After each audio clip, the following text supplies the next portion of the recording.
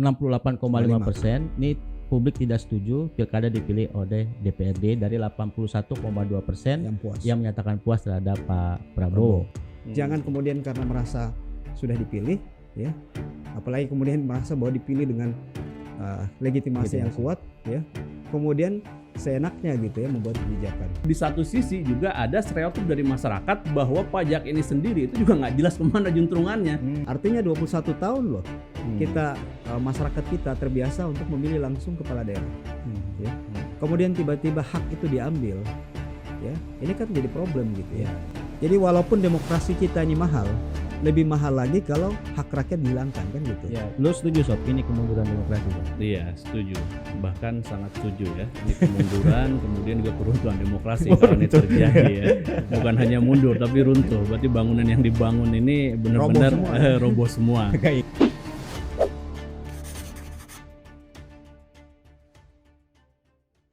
Berjumpa kembali dengan kami Suara Angka Podcast LSI DNIJA. Masih bersama kami 3 peneliti senior LSI DNIJA. Saya sendiri Ade Bondon sebagai host, ditemani dengan Ardian Sopa.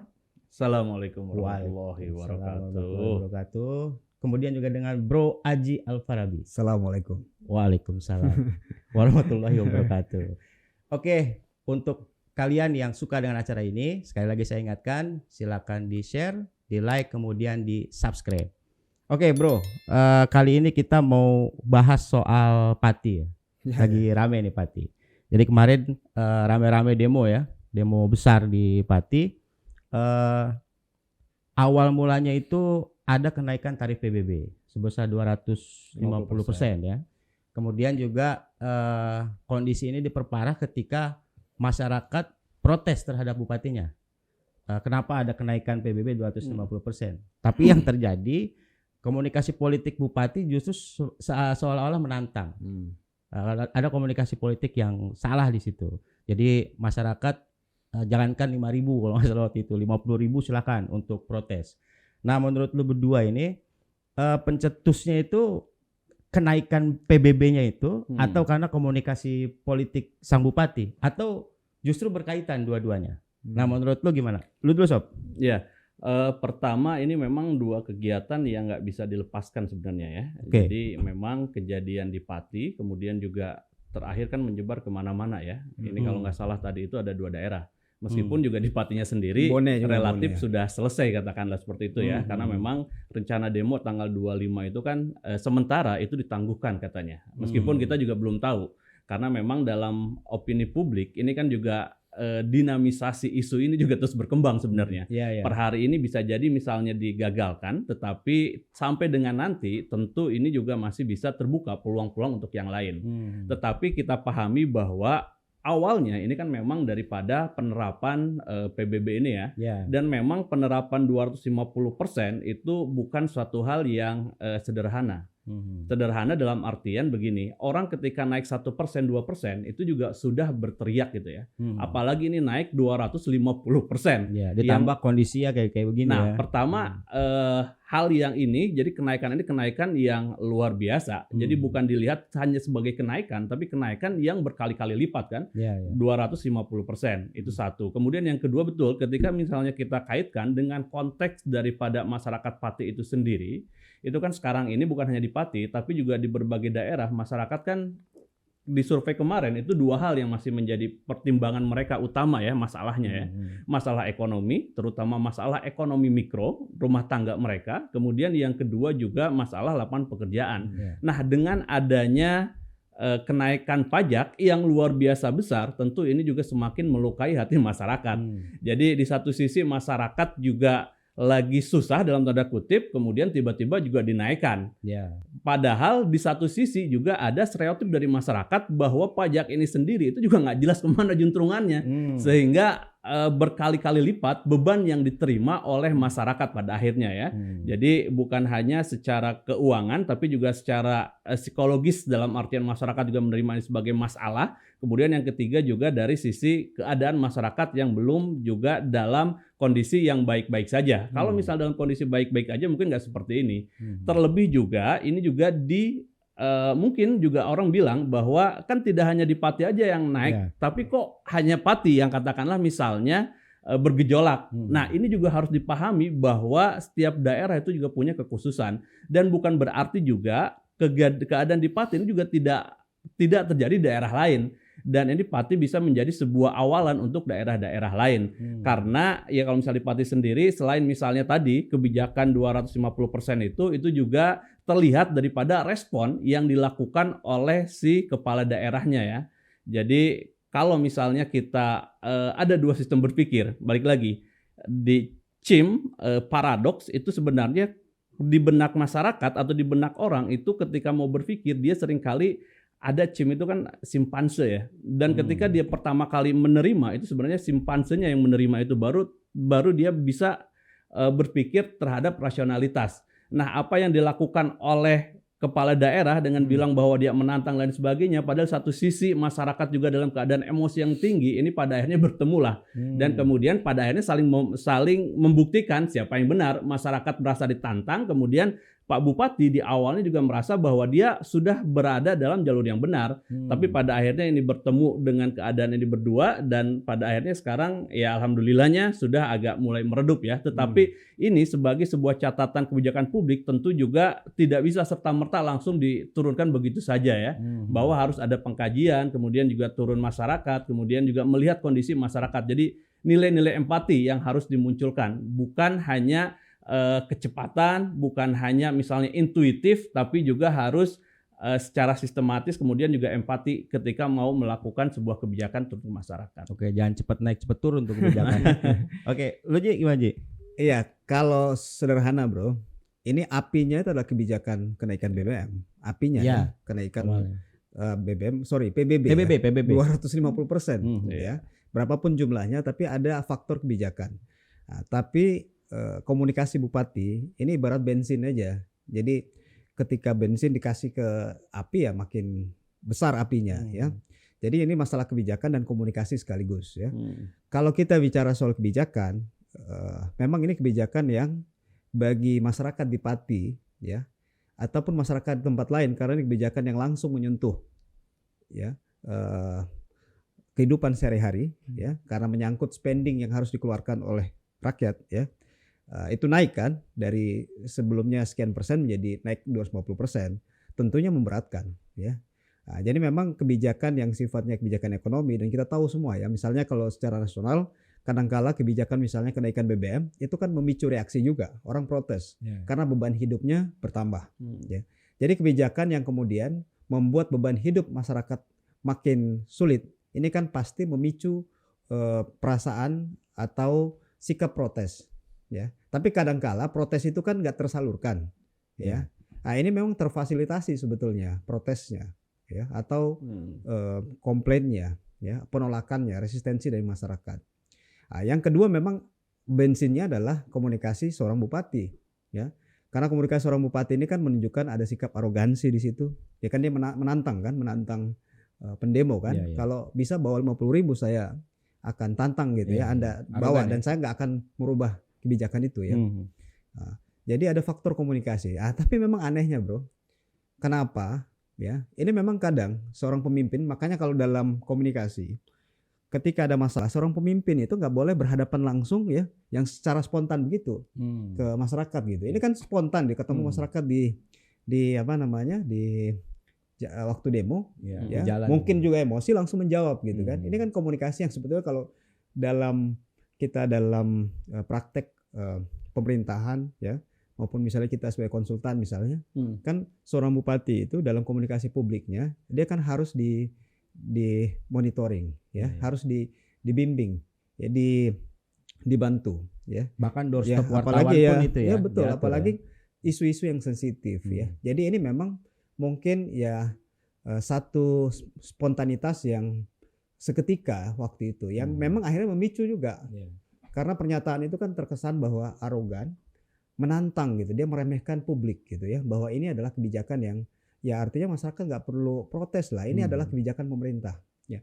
Tapi dari sisi, jadi komunikasinya bermasalah, kebijakannya bermasalah karena ya Nah, kita nggak tahu nih sebetulnya kebijakan dalam bentuk kenaikan PBB itu harusnya itu kan bentuknya perda, peraturan daerah. Artinya bukan hanya bupati sebetulnya. Ya kan perda itu kan harus bersama DPRD kan gitu ya. Karena landasan hukumnya itu kan pajak daerah. Harus ada payung hukumnya dalam bentuk peraturan daerah. Tapi ini kan sasarannya ke bupati, bukan pemerintahan dalam arti legislatif dan eksekutif ya. Titik tembaknya ke bupati. Nah, sehingga dari sisi kebijakan, memang karena kebijakannya ini tanpa partisipasi publik, karena kita tahu sebetulnya dalam era sekarang, apalagi otonomi daerah, partisipasi kan penting. Ya, istilahnya Habermas kan deliberatif demokrasi, ya. Bahwa setiap kebijakan itu harus melibatkan publik secara luas. Mereka punya, apalagi mereka mendapatkan atau mereka adalah objek dari kebijakan itu, yang harus dilibatkan dong. Kan minimal bentuk representasinya kan memang lewat DPRD, tapi mungkin ada persoalan di situ bahwa kebijakan ini tidak melibatkan masyarakat ya, sehingga memang akhirnya muncul protes. Walaupun kita tahu bahwa kebijakan ini bukan hanya di Pati ya, banyak daerah juga melakukan kebijakan yang sama. Ada kenaikan PBB yang cukup signifikan ya, bahkan di Cirebon itu bahkan setahun yang lalu kan gitu ya, kenaikan pajaknya. Kemudian baru disadari sekarang pasca Pati baru kemudian mulai ribut. Bone juga begitu kan, pasca Pati kemudian mulai ribut. Ada beberapa daerah juga itu. Ya ada yang menyebut ini sebagai besar, ya? Istilahnya Pati Spring nih kan. Ya, ada gejolak ya. Jadi ibarat ini api ya, yang percikan api ditiup angin, jadi di tempat yang kering yang lain jadi nyala juga gitu juga ya, betul. Nah, jadi bisa juga ini sebagai pemicu aja ya. Tapi ini menjadi pelajaran juga buat bagi setiap kepala daerah ya. Dalam era sekarang ketika publik juga apalagi dengan adanya media sosial ya, semua bisa secepatnya bisa informasinya cepat publik ketahui, ya harus hati-hati juga kepala daerah.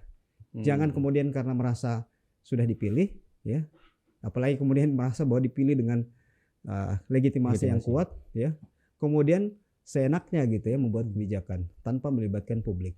Karena publik walaupun ya dalam pengalaman kita setelah mereka dipilih, publik cenderung diam atau cenderung memantau dari jauh ya. Tapi kalau ada kebijakan-kebijakan yang kemudian itu merugikan atau berdampak langsung ke publik ya, apalagi kemudian istilahnya merendahkan harkat dan martabat publik, ya ini kan bisa muncul protes seperti yang terjadi di Pati ya. Jadi ini fenomena yang harus kita hati-hati. Tapi gini bro, sekarang kan ujungnya adalah pemakzulan ya, ya kan?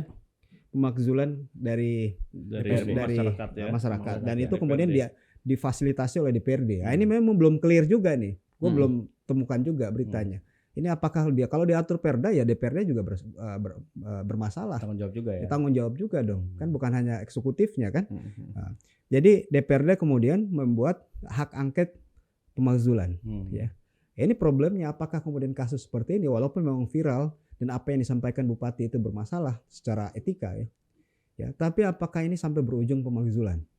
Ini kan juga sebuah diskusi wacana yang perlu kita diskusikan juga ya.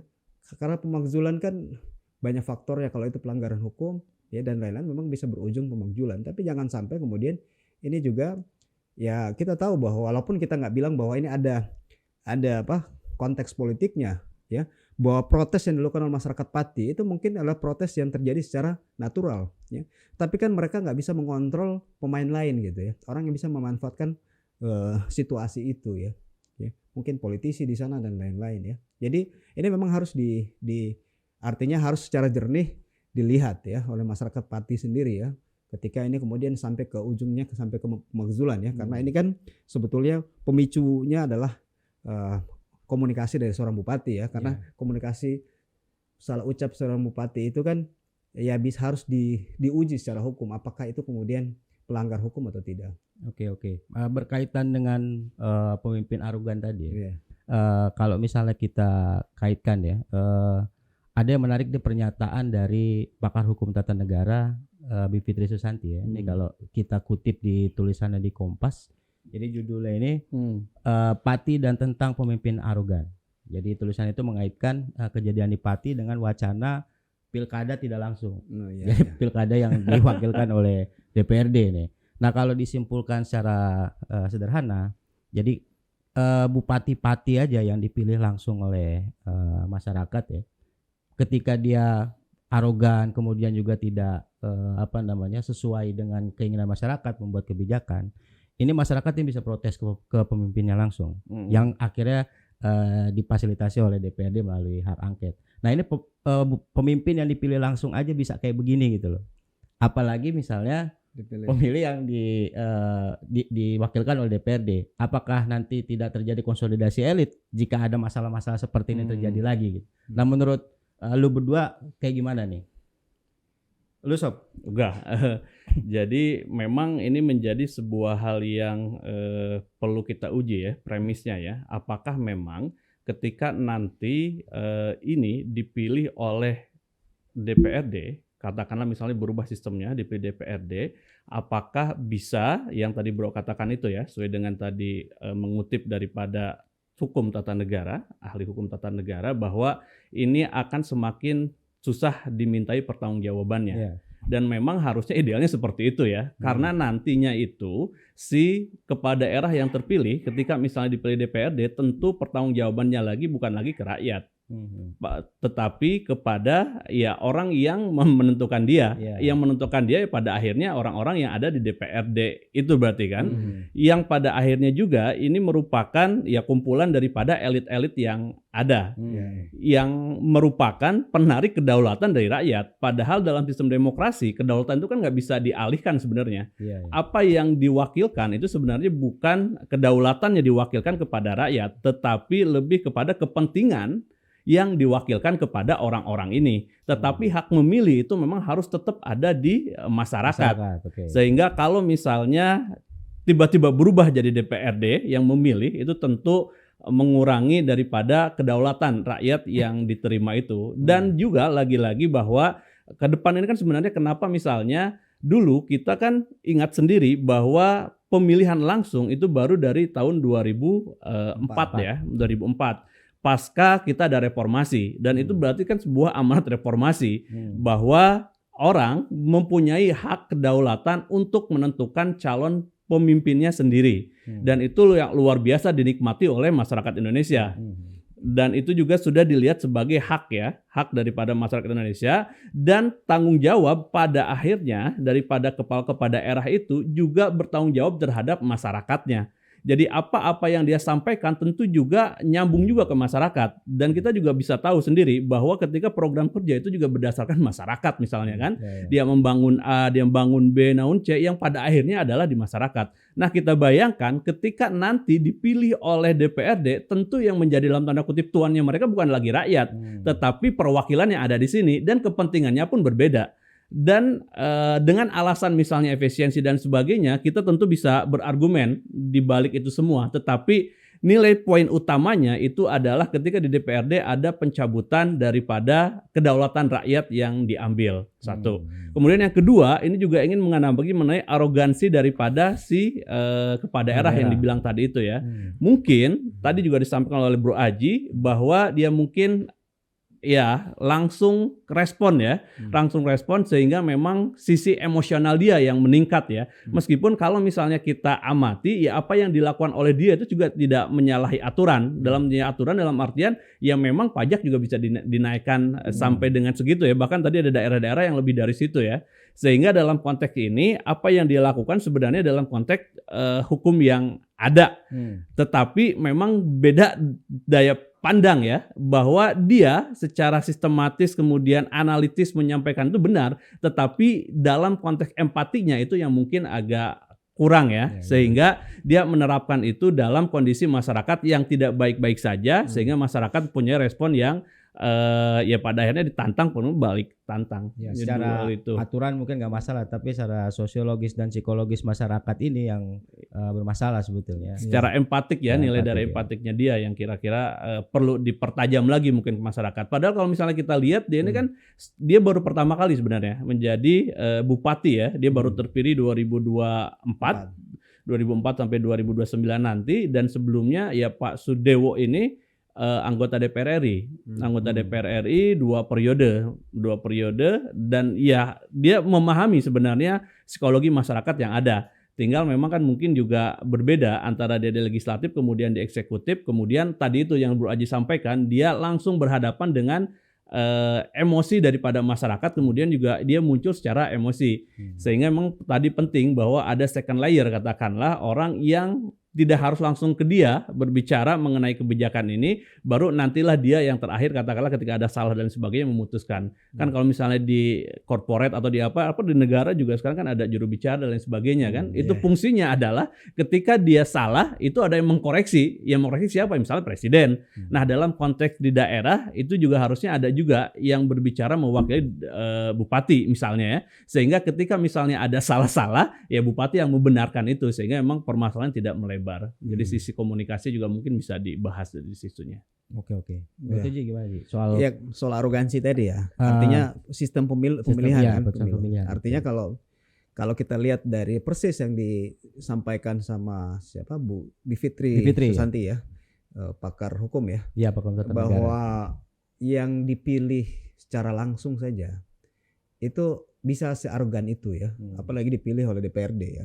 Walaupun memang mau baik sistem dipilih secara tidak langsung lewat DPRD ataupun secara langsung, itu kan tidak menjamin bahwa dipilih oleh DPRD nanti melahirkan pemimpin yang rendah hati gitu kan. Atau sebaliknya kan yang dipilih oleh rakyat akan melahirkan pemimpin yang rendah hati. Nah, tapi ini kan pertama soal prinsip demokrasi ya, prinsip demokrasi kita. Yang kedua sebetulnya kalau kita lihat dari sisi mekanisme pertanggungjawaban ya, memang ini kan psikologis juga.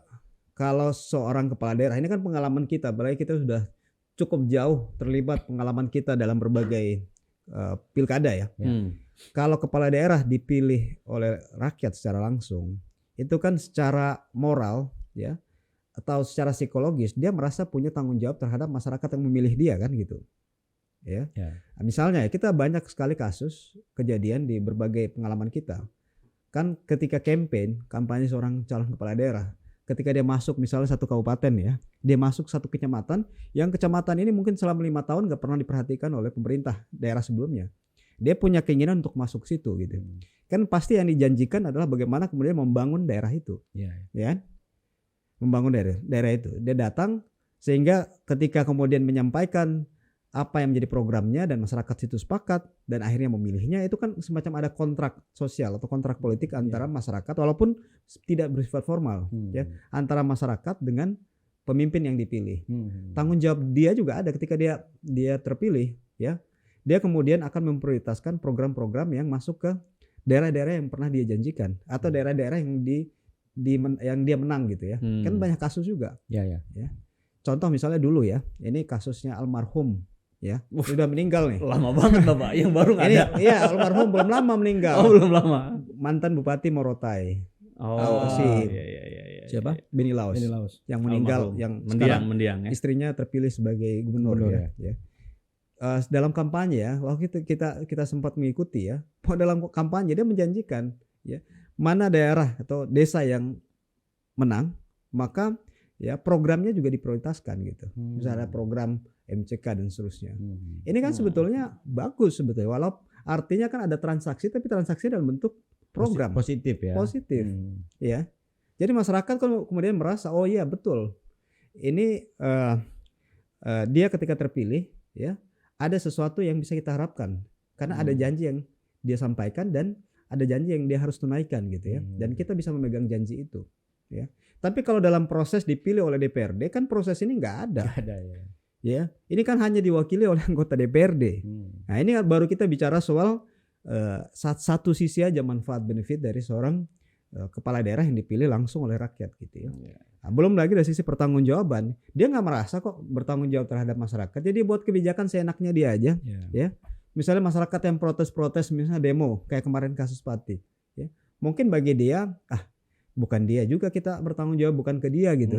Karena kalau dipilihnya lewat mana kan pertanggungjawaban juga lewat situ kan. Kalau dipilih oleh DPRD kan pertanggungjawaban dia juga ke DPRD kan, bukan ke publik gitu. Jadi nggak punya beban. Secara psikologis nggak merasa punya beban terhadap masyarakat gitu ya. Nah, ini belum lagi kita bicara soal manfaat dari sisi pemilu langsung ya. Jadi kan demokrasi itu kan punya 3 kaki. Satu representasi, kedua legitimasi, yang ketiga partisipasi. Jangan lupa partisipasi penting. Nah, dan sekarang kita udah menikmati demokrasi selama dari tahun tadi yang Bro Soba sampaikan 2024 kita pilkada langsung. Artinya 21 tahun loh kita masyarakat kita terbiasa untuk memilih langsung kepala daerah. Ya. Kemudian tiba-tiba hak itu diambil. Ya, ini kan jadi problem gitu ya. Artinya dalam demokrasi hak memilih itu kan ibarat nafas dalam demokrasi. Dan rakyat kita nggak mau nafasnya direbut gitu loh, ya, oleh pemerintah, oleh elit politik kita gitu. Udah mulai dikebiri berarti ya kalau diwakilkan oleh DPRD. Bisa muncul pati ini dong. Pati spring. Bahaya itu. Kalau eskalasi yang meningkat bisa nasional. Bahaya. Oke, sekarang kita lihat soal pemilihan kepala daerah langsung dan tidak langsung ya. Oh, kita ada datanya ya. Ada datanya ini. Bapak jago sekali ya. Langsung ada datanya. Semua ada datanya. Ini di survei Juni kemarin di LSI Indonesia mengenai persepsi masyarakat terhadap pilkada tidak langsung ya. Kalau kita tanya misalnya soal wacana pilkada dipilih oleh DPRD, ini yang setuju, kemudian kurang setuju dan tidak setuju. Ini sebanyak 72,5% itu menyatakan kurang setuju dan tidak setuju sama sekali. Jadi memang masyarakat juga nggak setuju nih hak kedaulatannya ini dikebiri nih kan sampai diwakilkan oleh DPRD. Kemudian yang menjawab setuju itu hanya 24,3. Tinggi ya. Kemudian untuk kita tanya alasan yang setuju, yang 24,3 tadi, setujunya karena hal apa? Sebesar 59,5% itu menyatakan ini menghemat biaya pilkada. Yang setuju DPR. Yang setuju DPRD. Kemudian yang berikutnya 24,3 menyatakan mengurangi konflik politik di daerah. Nah, tapi kalau misalnya kita tanya yang kurang setuju atau tidak setuju, itu mayoritas menyatakan menghilangkan hak rakyat untuk memilih. Sebesar 88,2%. Dan kemudian yang berikutnya hanya 8,2% menyatakan demokratisasi yang lebih baik. Jadi memang masyarakat concern terhadap hak-hak mereka untuk memilih langsung pemilihnya di daerah. Nah, dari hasil survei kita ini indikasi masyarakat kita ini lebih cerdas gak dalam berdemokrasi menurut lu berdua? Mungkin lu dulu Ji. Iya. Lihat dari data ini kan jelas ya bahwa sekali lagi ini konsensus publik angka 72,5% ya. Bahwa masyarakat kita itu menolak ide atau wacana kepala daerah dipilih oleh DPRD. Ya 72,5%. Ini kan angka yang mutlak ya. Karena yang resisten kan hanya 24,3%. Di atas 70 kan. Dan itu wajar. Artinya dalam sebuah wacana atau isu publik ya, atau satu sistem, satu ide ya. Ketika publik di atas 70%, 72,5% itu setuju atau tidak setuju sebaliknya, itu artinya bahwa satu ide itu menjadi konsensus secara nasional. Nah, ini kita bisa katakan bahwa angka 72,5% masyarakat yang tidak setuju bahwa pilkada atau kepala daerah dipilih oleh DPRD ini merupakan satu sinyal yang kuat kepada elit politik kita bahwa jangan pernah main-main dengan isu kepala daerah dipilih oleh DPRD. Ya. Karena wacana ini kan sudah sering kita muncul dalam beberapa waktu terakhir ya. Pertama mungkin kalau Bro ingat waktu acara Golkar ya waktu itu, dari Golkar sendiri bicara bahwa mungkin kita harus melakukan evaluasi terhadap pemilu ya, baik pemilu nasional maupun pemilu kepala daerah. Ya, walaupun kemudian beberapa politisi di internal Golkar menyatakan bahwa evaluasi ini belum tentu berujung pada pemilu kepala daerah secara tidak langsung ya.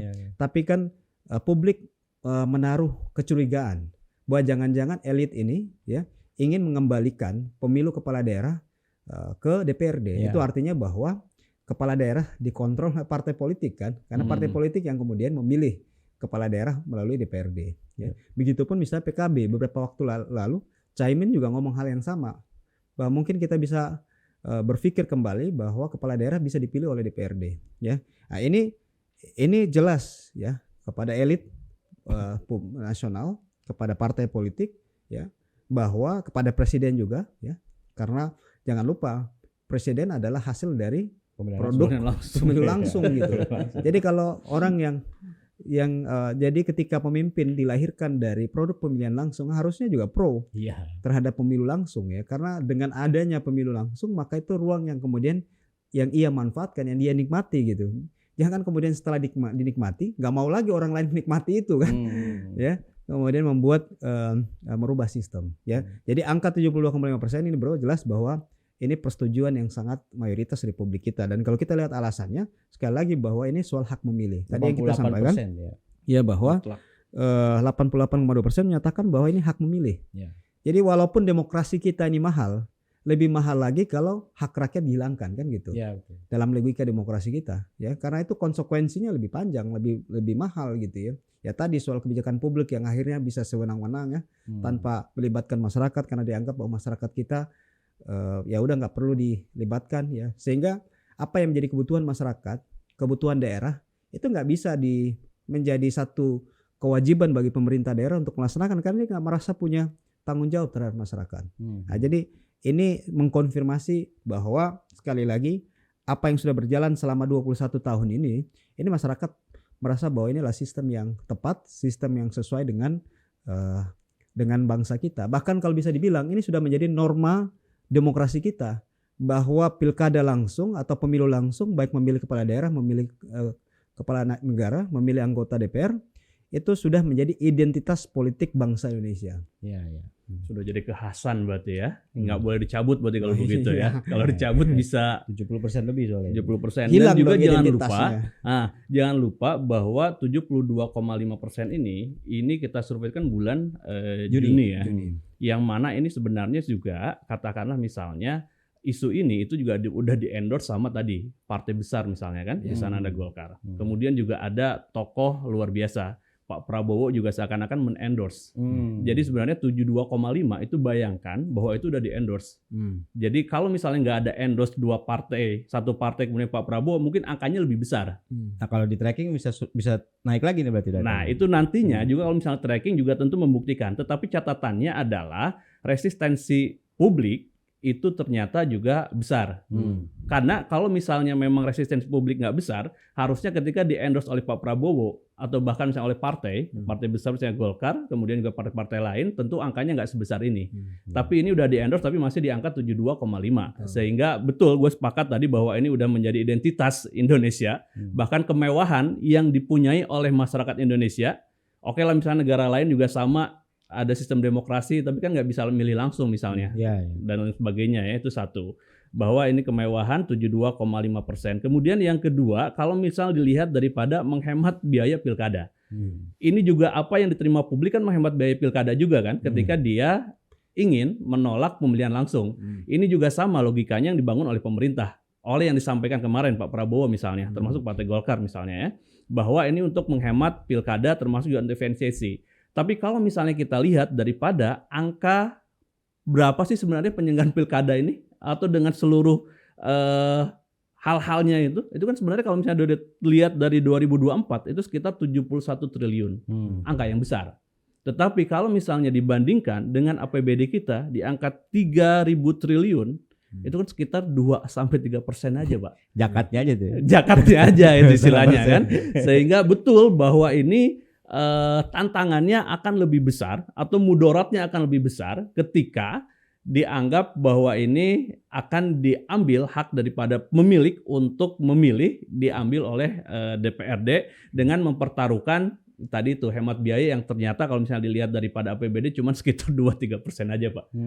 Jadi memang tantangannya terlalu besar untuk ke arah sana ya. Sehingga kalau misalnya ini ada penolakan-penolakan tentu ini berasal daripada masyarakat misalnya satu, kemudian juga kita melihat bahwa ya ini demokrasi juga semakin berkembang karena ya semakin berkembang kan berarti masyarakat juga semakin mengetahui hak-haknya itu sendiri, dan ini pun juga ketika ditanya kira-kira kenapa mau memilih langsung ya itu udah haknya mereka ya 88,2%. Juga kalau misalnya dilihat daripada tema kemerdekaan Indonesia ya, berarti kan tema ini minimal sampai setahun ke depan ya.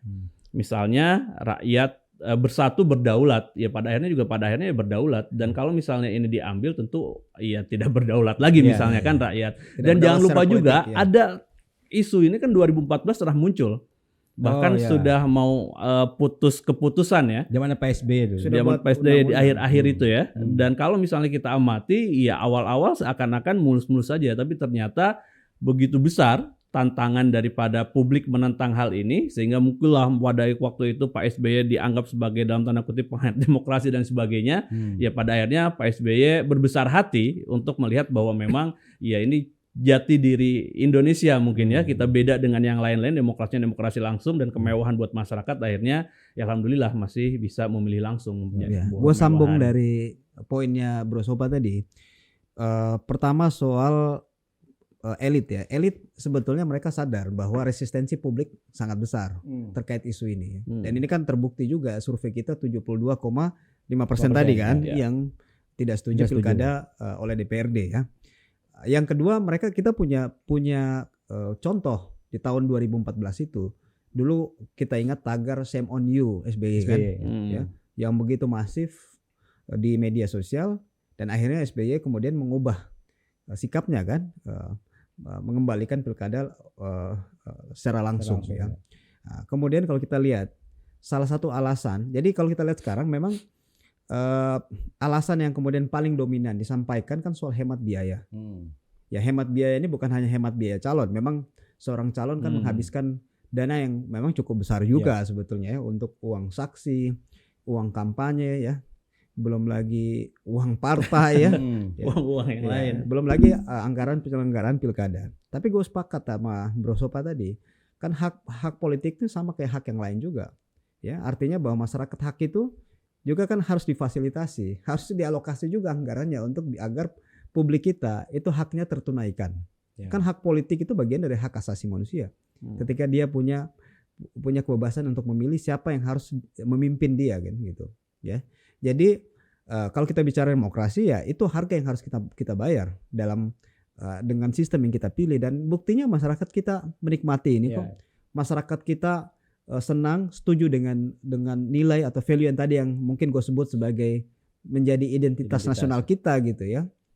Kenapa harus diubah gitu? Memang pasti ada kekurangan. Ini yang harus kita ubah gitu. Kita harus perbaiki gitu ya. Kekurangan-kekurangan, dan kita lihat contoh, karena kita bisa anggap diri kita ini kan pelaku juga gitu ya. Karena kita bagian di inner circle-nya proses pemilihan kepala daerah. Kita terlibat jauh sebagai pollster maupun konsultan politik. Jadi kita tahu betul ya. Kalau partai-partai teriak soal biaya yang mahal, ini kan harus diuji juga ya. Kan ya ini walaupun nggak terbuka dan nggak diakui, ini sekarang sudah menjadi hal yang lumrah bro. Pembicaraan yang bukan lagi orang ngomong di ruang-ruang gelap, udah ruang terbuka orang bicara soal mahar partai itu. Ya. Seorang calon kepala daerah dia harus mengeluarkan uang seberapa banyak untuk bisa mendapatkan kursi atau rekomendasi di partai politik. Apapun alasannya, bahwa itu dia gunakan sebagai uang saksi atau uang konsolidasi partai, tapi kan mereka harus mengeluarkan uang juga untuk bisa mendapatkan rekomendasi. Jadi besar juga sebetulnya porsi anggaran yang dikeluarkan untuk partai. Ya. Jadi sebetulnya partai yang teriak bahwa pilkada ini boros anggaran atau menghabiskan biaya yang besar, mereka juga sebetulnya menjadi bagian dari itu. Gitu. Jadi ini juga koreksi buat kita bersama bahwa ya kadang-kadang kan mereka mungkin ngomong, wah ini lembaga survei konsultan politik, ini kepentingan mereka juga. Tapi kan sebetulnya berapa sih ya survei dan konsultan politik itu biaya yang harus dikeluarkan oleh seorang calon ya dibanding anggaran partai. Jadi soal hemat anggaran ini memang isu yang seksi, karena memang akan menjadi concern dari publik juga.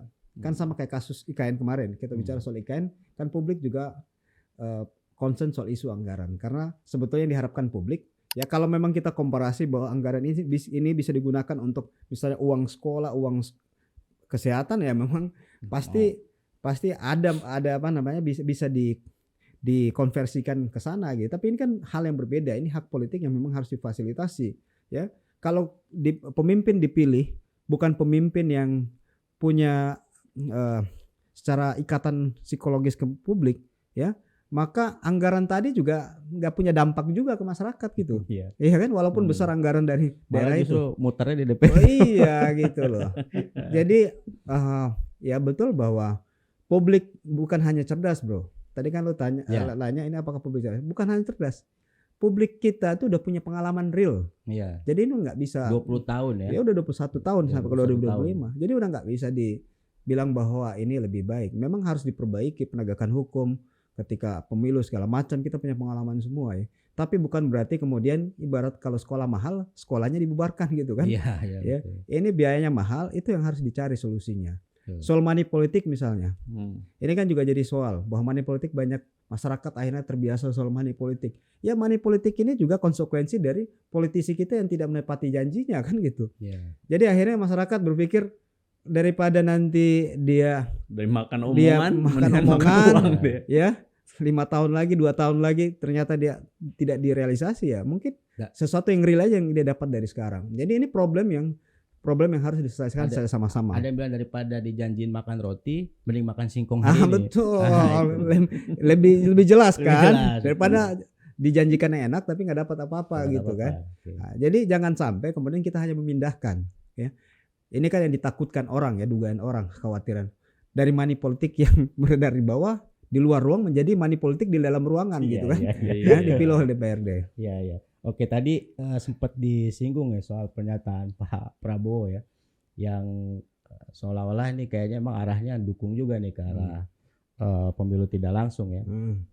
Berkaca sama Pak SBY juga akhirnya kemarin desakan dari masyarakat yang begitu masif, akhirnya beliau membatalkan itu meskipun undang-undangnya udah jadi kan. Ya. Nah kalau kita lihat dari hasil survei kita juga kemarin, ini yang puas nih. Kemarin kan kita sempat bicara soal kepuasan terhadap Pak Prabowo ya sebesar 81,2%. Ini yang menyatakan kurang setuju pemilihan itu dikembalikan ke DPRD itu sebanyak 65,5%. Kemudian sorry yang sangat puas. Koreksi ya. 68,5% ini publik tidak setuju pilkada dipilih oleh DPRD dari 81,2% yang menyatakan puas terhadap Pak Prabowo. Nah berarti kalau misalnya nih Pak Prabowo semakin terlihat mendukung untuk mengembalikan pemilihan ini ke DPRD, berarti ada indikasi nih kepuasan terhadap Prabowo juga ujung-ujungnya makin rusak juga nih dengan dia mendukung ini gitu. Menurut lu gimana tuh? Ya artinya secara umum kan publik kita puas approval ratingnya kinerja presiden terhadap di dalam berapa bulan? 7-8 bulan ini ya. Masyarakat kita puas dengan kinerja seorang presiden. 81,2%. Ya bukan untuk semua isu kan? Ya. Artinya mereka setuju, mereka puas dengan kinerja nahkoda kapal ini atau kapten kapal ini ya. Tapi ada kekhawatiran juga terhadap isu-isu tertentu gitu. Jangan sampai kemudian isu yang sangat mendasar ini, salah satunya terkait soal hak politik publik ini kemudian direbut kembali dan menjadi milik elit politik kan, atau elit partai yang menentukan siapa kepala daerahnya. Jadi ini warning bagi presiden juga, bagi Pak Prabowo, bahwa Pak Prabowo ya dengan data ini kan publik ingin mengatakan, Pak kami setuju ya, kami percaya Bapak ya untuk program-program prioritas Bapak. Tapi kalau soal pemilu ya, bahwa kepala daerah dipilih oleh DPRD ini ya kami mayoritas menolak. Nah itu kan pesan terdalam dari data ini sehingga Pak Prabowo harusnya memang ini menjadi satu sinyal bagi pemerintah, bagi Pak Prabowo sendiri bahwa kebijakan ini punya resistensi yang besar oleh publik. Oke. Iya, pertama memang sepakat tadi Bro Aji sampaikan. Yang kedua juga bisa kita lihat bahwa baik yang puas maupun nggak puas sebenarnya mayoritas menolak isu pilkada melalui DPRD ya. Dan kalau misalnya dilihat di sini memang yang lebih besar itu yang kurang puas sebenarnya terhadap Pak Prabowo. Jadi masyarakat yang kurang puas terhadap pemerintahan Pak Prabowo itu lebih tinggi menolaknya. Sehingga kalau misalnya isu ini terus bergulir, dalam artian misalnya Pak Prabowo terus menggulirkan isu ini, tentu akan berefek juga terhadap kesukaan daripada Pak Prabowo. Kalau kita lihat ya. Kepuasannya juga bisa terganggu, termasuk juga kurang setujunya itu pasti bisa akan lebih naik lagi ya. Karena memang ini udah relatif udah mengkristal, karena ada angka 68 sama 85% ya. Sehingga kalau misalnya dalam konteks ini memang yang lebih ideal itu ya Pak Prabowo menyesuaikan tonnya dengan keadaan yang ada sekarang misalnya. Karena ini adalah peta per hari kemarin misalnya. efek ketika Pak Prabowo sendiri sudah bicara sebenarnya. Jadi dia sendiri udah testing the water, kemudian keadaan seperti ini.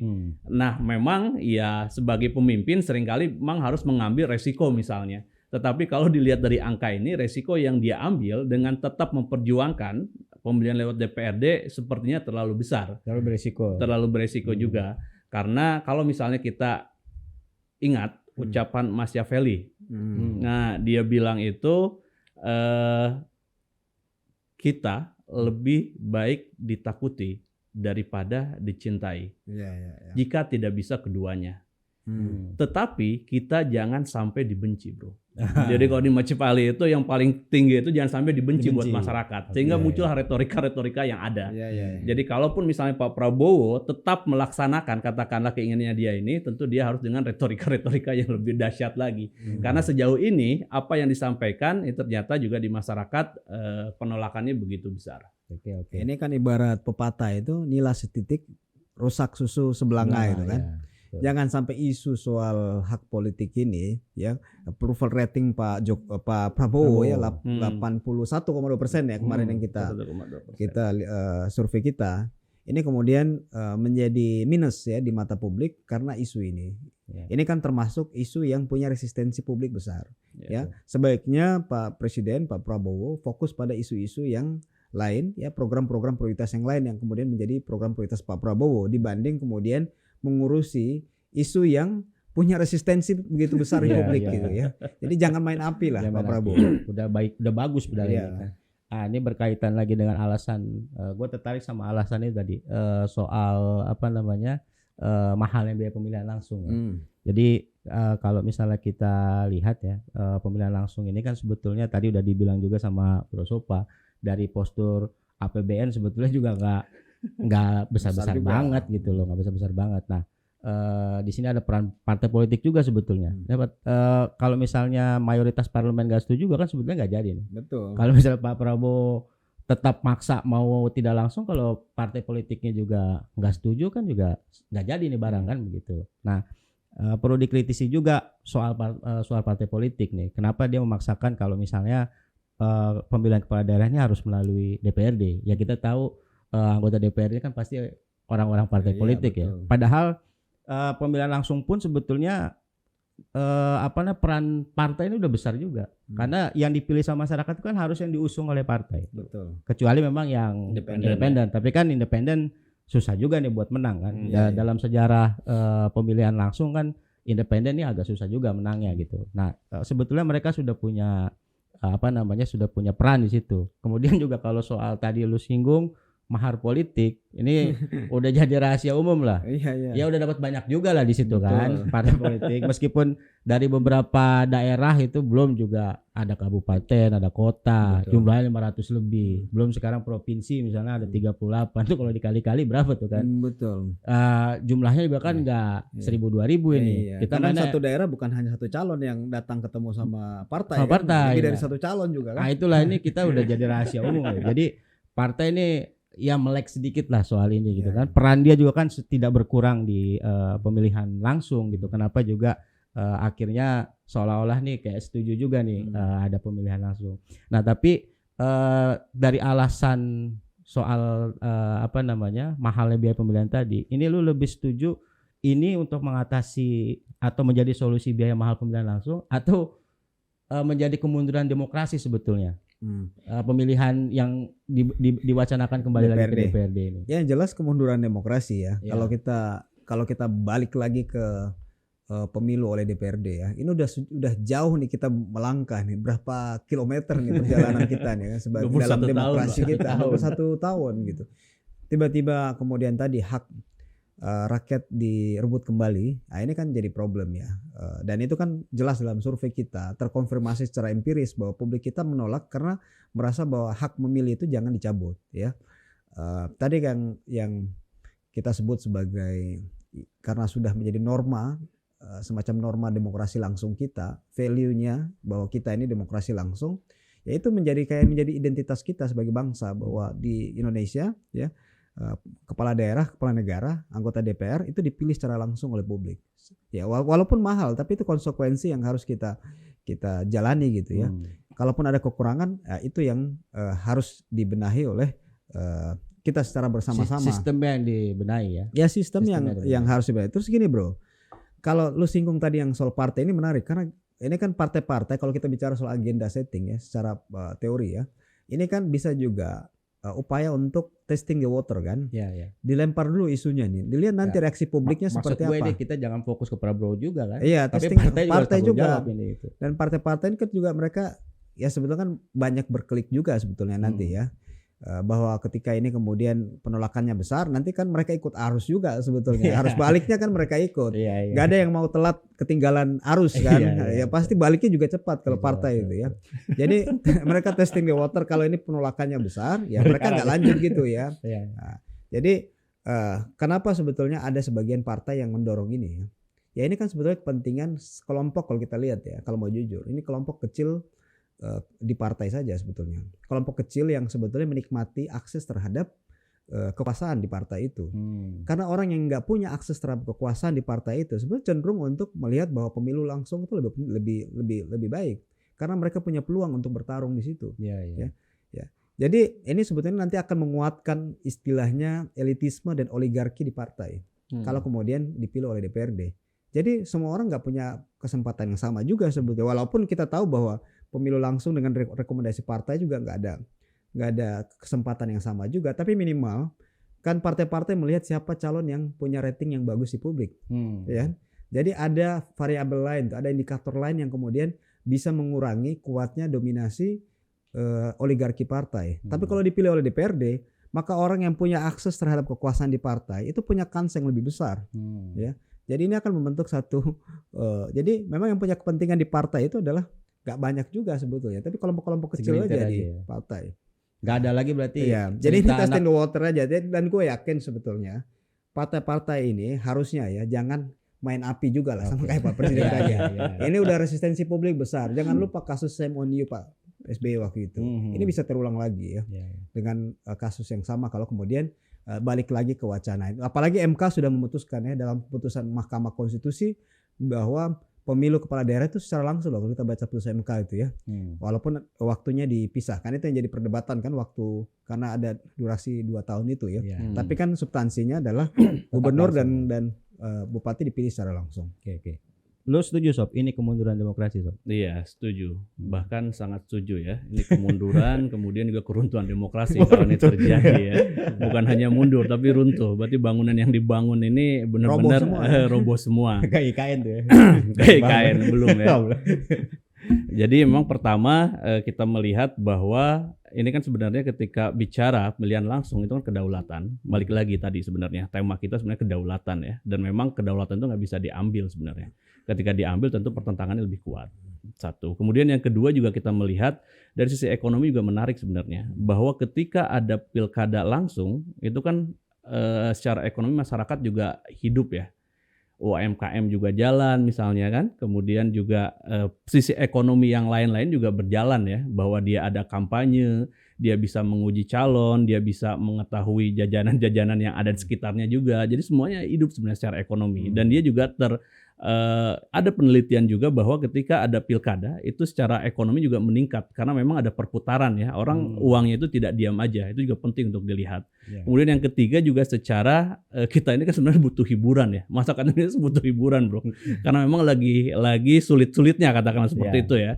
Dan ini adalah sebagai sebuah hiburan juga sebenarnya pilkada ini kan, bahwa dia dianggap sebagai manusia dalam tanda kutip bahwa dia punya hak yang sama seluruh masyarakat Indonesia adalah ketika pilkada. Di mana ketika pemimpin itu bisa datang kepada dia misalnya, padahal dia bukan siapa-siapa, itu kan ketika pilkada aja. Ketika nggak pilkada mana ada dia datang ke kita misalnya kan, ke masyarakat biasa, ke petani yang di sisi pinggir-pinggir jalan, ke nenek-nenek yang lagi apa, bahkan sekarang ini kita lihat kan dipeluk apa di apa ya, kebun nenek-nenek misalnya ya. Tapi itu hanya terjadi ketika pilkada dan itu sebuah hiburan, ketika kampanye aja. Dan kalau misalnya itu nggak ada, tentu sebuah kerugian yang besar buat masyarakat. Dan jangan lupa juga bahwa kita masyarakat atau masyarakat Indonesia terutama juga manusia itu akan lebih bertahan untuk tidak rugi dibandingkan dengan keuntungannya.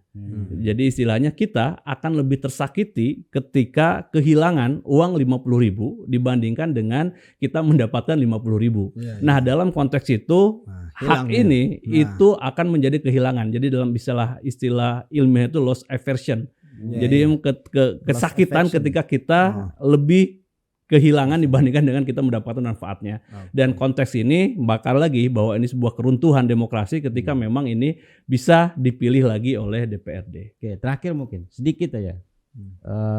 Menurut lu pribadi ya, berdua, setuju pemilihan langsung atau nggak langsung? Dan sedikit aja alasan. Sebagai penutup ya. Pemilu langsung dong. Ya, pemilu langsung ya. Iya, kalau enggak mundur lagi kita. Mundur dan runtuh ya. Iya, kan kita nggak mau mundur, kita maunya maju terus dong. Maju terus ya. Oke. Lu Sob? Pemilu langsung dengan alasan politik, ekonomi, dan moral bahwa itu memang harus ditegakkan. Mantap. Dan juga kestabilan politik Kestabilan ya. Karena politik. mayoritas ini Iya, mendukung pemilihan langsung. Oke, Bro. Aduh, Wah, masih panjang padahal. masih panjang ya. Durasi lah yang membatasi kita ya. Ya, mudah-mudahan presiden dan juga DPR ini, partai-partai juga punya pertimbangan lah ya. Ya, Betul. minimal dia mendengar lah. Ini kan sebenarnya suara publik, bukan hanya suara Menggunakan kita, akal sehat aja, Bro. Ya, suara publik dan suara angka juga. Iya, iya. Suara publik yang kita masukkan Iya. ke angka ini. Iya. Ini warning ini sebetulnya. Oke, seperti biasa sebelum selesai kita pantun sedikit. Palinglah enak kue onde-onde. Cakep. Apalagi yang rasanya coklat. Cakep. Janganlah kepala daerah dipilihnya melalui DPRD. Cakep. Karena dipilih langsung saja bisa semena-mena ke rakyat. Oh, Sampai berjumpa.